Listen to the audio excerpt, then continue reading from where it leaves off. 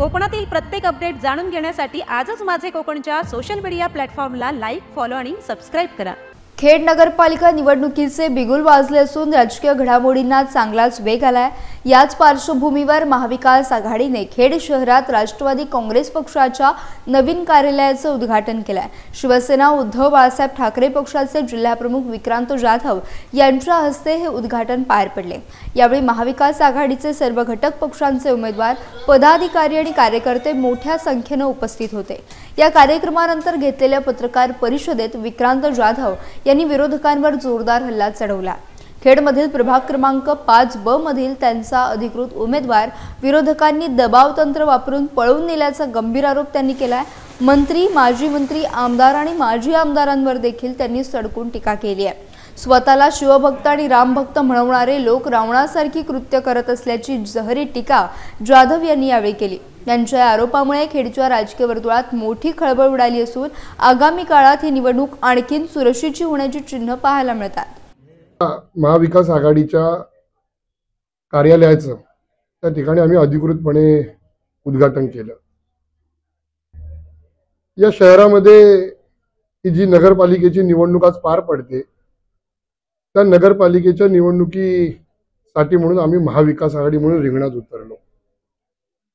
सुरुवातीपासूनच सत्ताधारी पक्षाकडनं अशा वल्गना होत होत्या की एकही उमेदवार या शहरामध्ये महाविकास आघाडीला भेटणार नाही, आम्ही भेटू देणार नाही, अशा प्रकारच्या वल्गना या त्यांच्याकडनं सातत्याने होत होत्या।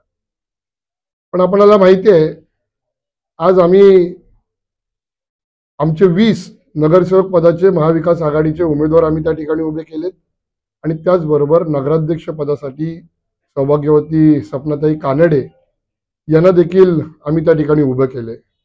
आणि म्हणून जे म्हणत होते की एकही सीट या ठिकाणी, एकही उमेदवार आम्ही या ठिकाणी यांना भेटू देणार नाही, मिळू देणार नाही, आज आमचे 21 उमेदवार या नगर परिषदेच्या रिंगणामध्ये त्या ठिकाणी आहेत आणि त्याच्याच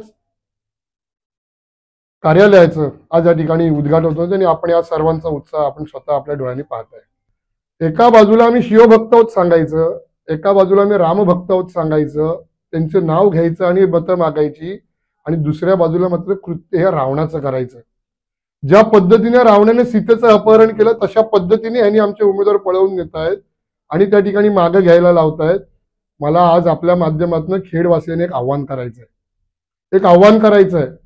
त्यांनी जरी जाहीररित्या व्हिडिओच्या माध्यमातून सांगितलं असलं की मी माझा उमेदवारी अर्ज मागे घेत आहे, तरी देखील त्या जाहीररित्या तसं करू शकत नाहीत।